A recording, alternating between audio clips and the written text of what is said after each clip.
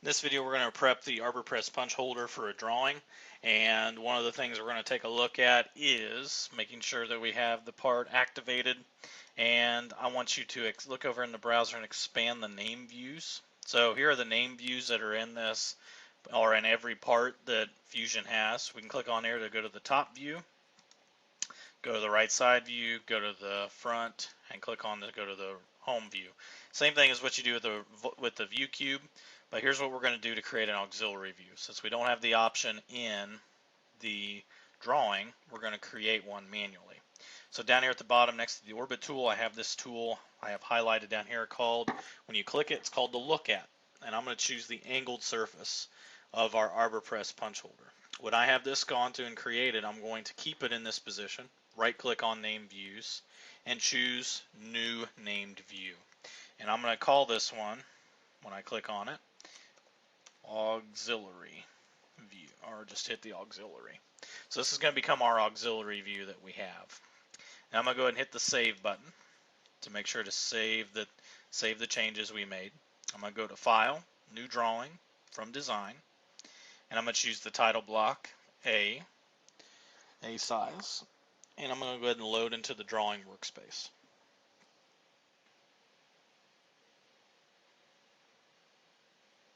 From here, I'm going to click on Base View, set the punch holder in. I'm going to put it right about here because actually we're going to need more than just the typical top, front, right side view. I'm going to go ahead and say OK.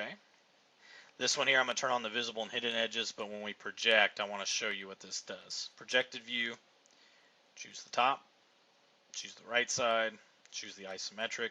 We do need a back view to be able to dimension the holes, and I'm going to go ahead and place these 4 views on the sheet. With all the hidden lines here, it's probably not going to be best for us to go through and have all of those turned on. So actually I'm going to double left click on the front view, change the style over to visible edges only, say close, and I'm going to go ahead and shade the isometric view. From here, now we can go through and start doing some detailing. One thing that I would like to do is I'm going to click on the center mark, choose these holes here on the back edge. Now if I go to any of the others, you'll notice it's not going to let you highlight. It's looking for perfect circles. These are not perfect circles because of the angled surface, and thus why we need the auxiliary view. So I'm going to go ahead and right click and say cancel. I'm going to go up to base view again. This time in the orientation, I want to choose auxiliary. And go ahead, and there's our auxiliary view, and I'm going to place that to click on the drawing. The only thing is we need to angle it in a proper kind of auxiliary view orientation. So I'm going to go ahead, and the way we're going to do that is I'm going to use something called, under the modify panel, rotate. So I'm going to choose rotate, and I'm going to select this view, and I'm going to rotate it by and I got to go over here to the dialog box to pick the pivot point. So I'm going to click on the transform little icon there, go down here, and I'm going to click on this very bottom left corner, and now I'm going to be able to go through and rotate, provide a rotation angle. So the rotation angle that I want, since the front view is set at 35 degrees, that's what I want to be set at. So 35, there we go. And that will go through and have the proper angle that we want, just like what we designed in the part model. I click, there is my auxiliary view now placed. Let me try that again, must have not hit OK properly. Then you say OK, now that sticks. Okay, so some things, let me make a little bit of room here. We do need to make sure that this, because right now this view is not aligned to the front view. So one thing that we need to do is I'm going to kind of get it in roughly the position I need it to be in. I'm going to use the move tool, so under the modify panel. And what I'm going to do is I'm going to select the view, choose the transform point, click on this corner right here, which is representing this corner. So I'm going to click, and then all I'm going to do is I'm not going to click on this corner, but I'm just going to touch it, and then I'm going to move back away at a good distance, and I should see it should help me with keeping aligned with that. There we go.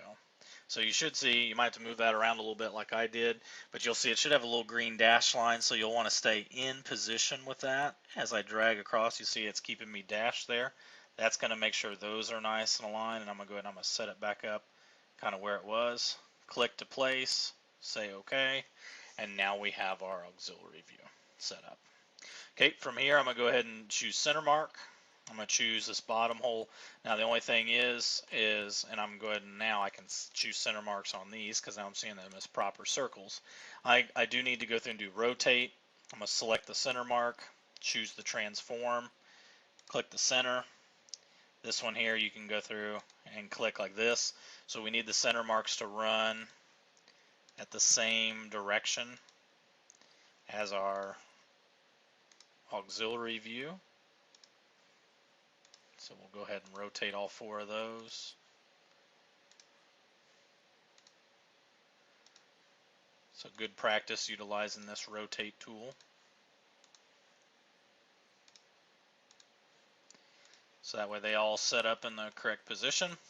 And then from here it's just a matter of dimensioning. I'll show you a few little dimensioning tricks. So from the top line right here, or the second line down to the center of the, actually I'll go from the end of the, from the center of the hole. You'll go through and you'll see, if you can't go through and get this to come out, this dimension, again, let me try this again. Sometimes some of the options that get clicked on, again, I might have to go through and try to get, see if I can get the end of this center mark. And the center marks kind of go through and do play with that a little bit. So maybe I need to try to grab from this corner. There we go. That'll work out a little bit better. Here's my dimension. I'm probably going to need a little bit more room, so I'm going to try to drag that number up above a little bit, a little closer. You'll notice that I am set. I'm going to go to the document settings, change the level of precision to 3 decimal places. And here's a cool little feature within Fusion. You can do something called a baseline dimension. So when you choose that, it says have you select the base dimension. So I click, and then I go down to the next point that I want to select. Here, I click the next one, and I click the next one. And now that's set in all 3 of my dimensions that I needed to put in on my drawing. And it was just a matter with a few clicks. Might have to space these out a little bit, just that way they're not so crowded. But there we go. So there's those dimensions. Neat little tool. Again, we'll want to use the hole and thread note. Hole and thread.